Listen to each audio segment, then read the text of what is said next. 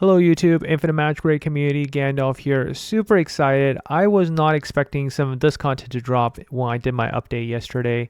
There is a new schedule reminder and you can disable it upon logging if you want, but I really like it because it tells me all of the dailies that are available and I have not yet done them. So for example, Spiral Fate. Yes, there's so much content in the game now that I think these reminders actually help me. We have the new Guild Boss 7 and it's finally here. And I haven't challenged it a second time. Maybe I should just buy another key and do it and just show you this other team that I came up with. I think the reward is probably worth it. I'll probably start using maybe 2 keys on 7, 1 on 6. I don't know if is it worth it to spend 150 gems. Yes, probably worth it to spend 150 gems and do Guild Boss 5 as well. But here, let me challenge this. This is the new lineup that I've gotten. It is a little bit unstable. I think maybe because my stats are a little bit low. But I have gotten over 9 mil with this particular setup. So let's see how we do here. And I got, 9.5. Sorry, 9,500 mil on this. This is the highest damage team I managed so far. Now, of course, we're just going to do a couple of things here. Let me just kind of explain the boss mechanic a little bit here. First of all, this new boss obviously hits very hard, stun without blocking.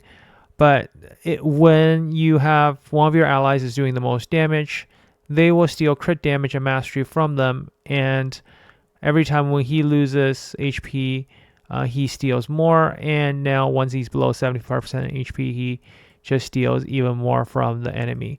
We're going to actually go into a battle and just play that through just so you get a sense of what that's kind of like. But he has an interesting mechanic, and here clearly we see, every time when they introduce new heroes, we're like, why the heck did they introduce a hero like the new hero? Jeez, I forgot his name already. Keratos. There we go. Why did they introduce him with 2 different types of dot damage? Clearly, he was internal injury. There you see now. When dealing 2 types of internal 2 damage, you get a blessing of resonance. Sorry, you get a blessing of nothingness, right? And if you do resonance damage, but also you get blessing when you get resonance damage, and when you do blessing of souls, when you have attribute debuff to them. So now you can only get one of these. Now at the beginning of the turn, inflict ancient curse on all enemies. Meanwhile, if the enemy has this, or blessing of soul with resonance together, they gain ancient blessing 3. If they only have blessing, they get ancient blessing 2, which is increased by 6%. If they only have blessing of soul, they get increased damage by 4%. So it's almost saying that like you want to bring heroes that can do resonance damage. You can ideally, if it's a dot damage healer, you can do 2 types of dot damage. So it's almost like creating a challenge and then selling around it. Then the boss does big AoE damage, remove all that blessing, but it ignores shields. Instead of 20 turns, we now only get 10 turns to do damage. So heroes like Erato takes a little bit longer to ramp up. So you have to think about how that's going to work. In my mind, if I can survive with this, definitely having the wolf pet is still really good to be able to slow down the enemy. But you can see at times I do, I can't always get that 799 build because it's a little bit unstable, because there are certain times I do die. So why don't we watch it on auto and just see what's actually wrong with this team when we go through. I thought in my mind, right, first of all, I don't expect to be able to slow down the boss whatsoever, but with I thought the compassion shield will always be able to get me. So here you can see I got converted to that blessing 2 right over there. Let's see how fast the boss is. The boss, okay, I think it's 2,500 speed or so. So I'm doing tons of resonance damage, and the resonance damage will get converted later. But here, Jocelyn not only give me attack up, it's also giving me speed up for my team, which is really important. So I have Beatrix in here, and obviously I didn't have it before. You can see on turn 2, I'm already getting hit very, very hard. I thought with a combination of Esther as well as using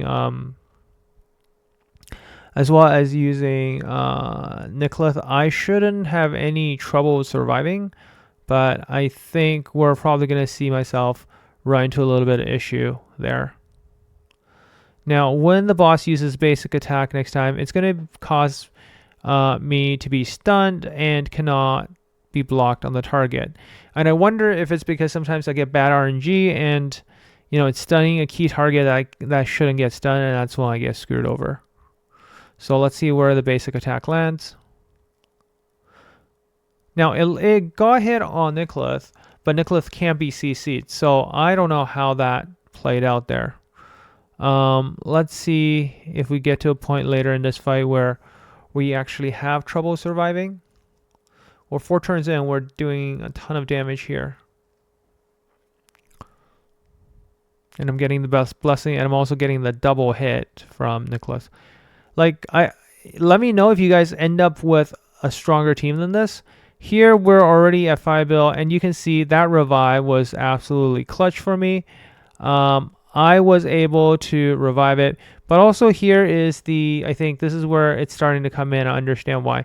Okay, so it actually goes through damage immunity. All right, so after turn 6, ignores immortal. After 3 turns, it actually immunes damage immunity. So all of these, you know, the Nicholas buff is actually not able to help me survive at this point. And I wonder if I used... Ooh, that also hurts. We're at a point where the boss already has so much stacks. Like, it's hurting so much. That's why I'm not getting to the 10 turns. I think, you know, the time if Nicholas doesn't die is probably the times where I'm actually able to do really, really well.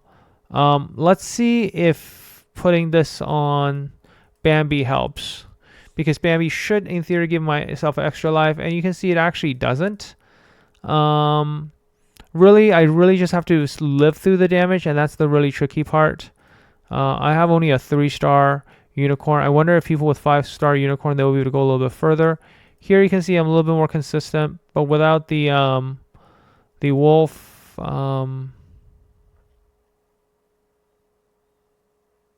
yeah, we got to 10 turns this time.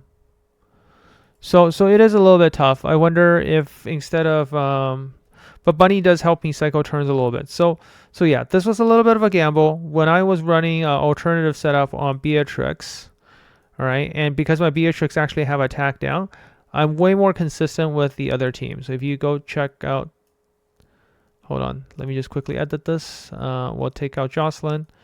And because I have the attack down on Beatrix, and this is sometimes I wonder, you know, someone posted on my video and it's like, you know, what do I want to use arcane gems for? Beatrix on my Beatrix, I have attack down.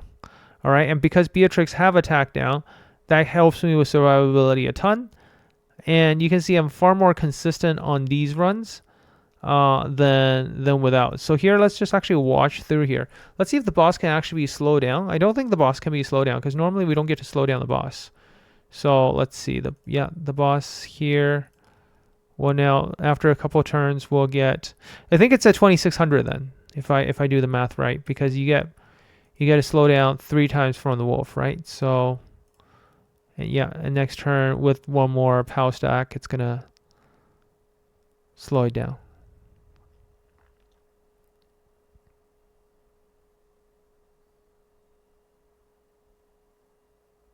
See there, I got the attack down there from Beatrix, and of course I have also the intertwine, and this is going to help me with survivability a ton.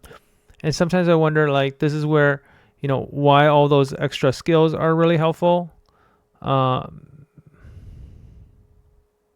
Yeah, we can't slow down the boss, unfortunately.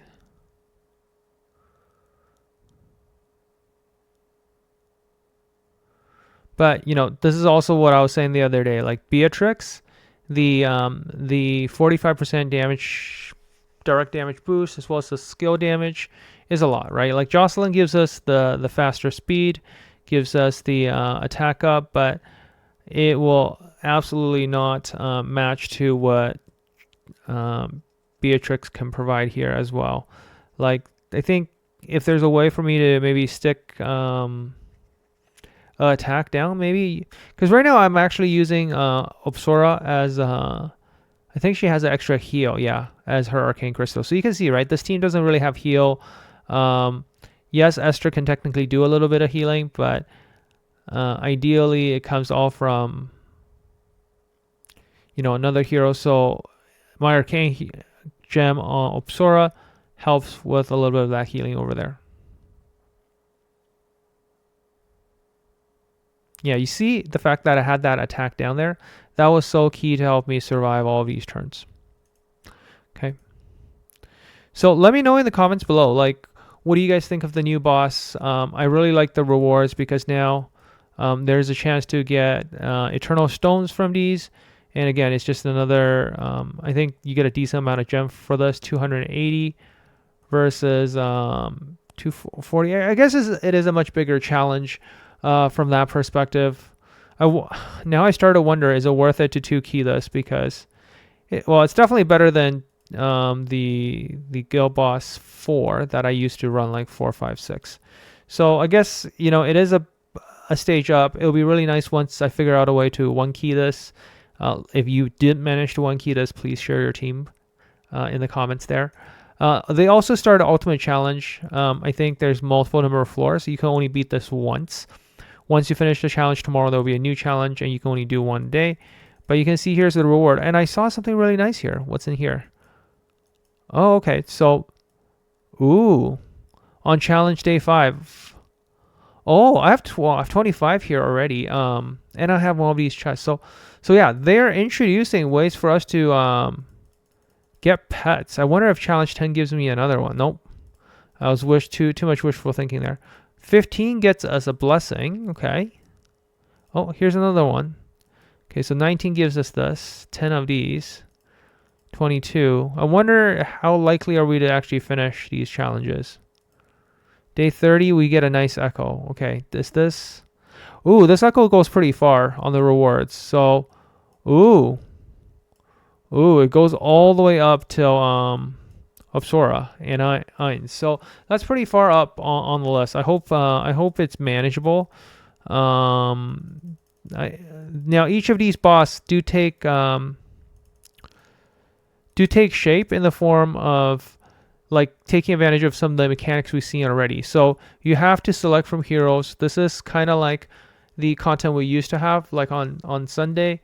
You only get a certain type of hero you can use by a particular tag, and the boss have different skills each time. So for this one, it gets changed to Henle. So we fought Henle in the Spiral of Fate already. So here I'm going to use, why don't I use something like this? I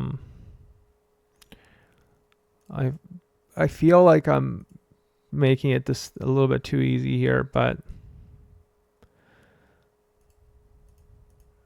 here I'll use this, and heck, I'll use I know I get it. It doesn't look free to friendly. I get it. I just want to get this done because a lot of players already got it done. So this is very much like Henle in the Spiral of Fate. Once you do it, you have the little skill icon on top. Unfortunately, you have to manual it. If you don't manual it, you get screwed over. And then you end up killing yourself. So there you go. Everybody's now with a skill. On next turn, we got to do auto attack for all of them.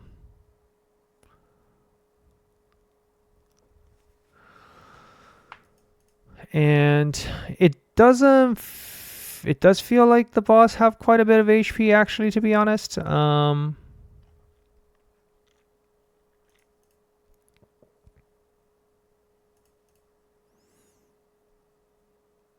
Yeah, it does feel like there's quite a bit of HP. It doesn't show my damage on the side, unfortunately, which is super weird, because normally you expect to see the damage there. There's only a turn limit.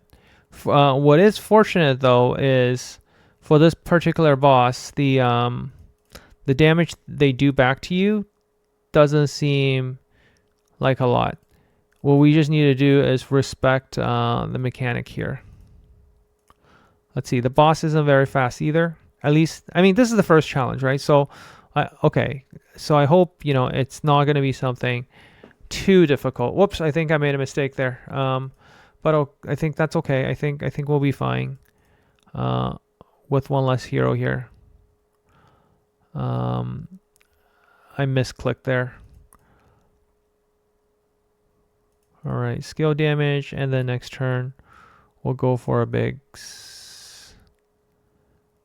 skill. The boss still feels like a ton of HP though. Like, I don't like the fact that they are not showing us. Can we tell how much HP is left? Oh, we can. Okay, it's 500 mil. Okay, 500 mil doesn't feel like it's a lot. So I feel like actually if we had the right setup on my Marie, probably would have like two-shot it.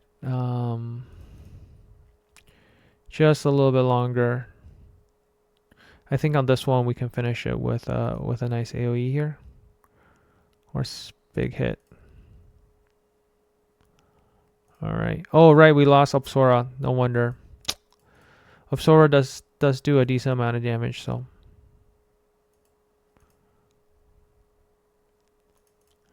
okay, we should be over now, right? Please. Okay, there we go. All right, so we finished the boss. You can see we claim our measly single gem there, and here you can see I can't actually challenge anymore. We have to wait until tomorrow, and I don't think I made my way into the ranking because it's really the order of who finishes it. So I guess, you know, we kind of missed the opportunity right there. Whoever logged into the game right after the update probably had a first shot, and you're forever immortalized with your name up here, I guess. All right, I hope you now know. So tomorrow, right after reset, you can go challenge the second boss, and maybe that's your opportunity to have your name on here forever. All right, I hope you enjoyed the video. I'll catch you guys in the next one. I'll just do a quick 30 seconds on him.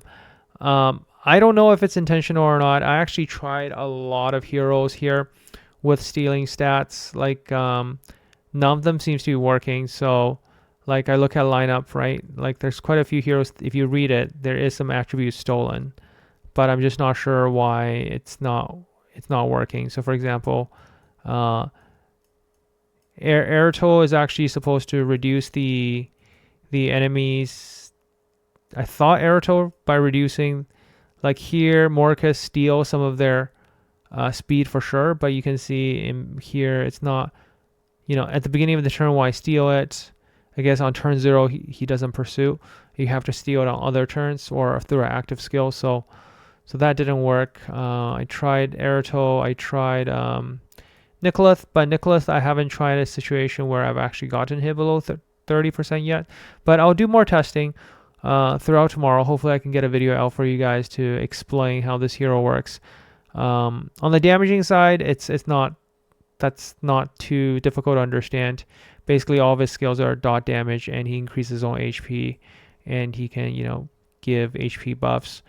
But the key mechanic I'm interested in is when, you know, when one of your allies actually steal stats, Kiratos does a pursuit attack. So can we build a team around stealing attributes? I don't know. Probably need some more heroes to be released around that.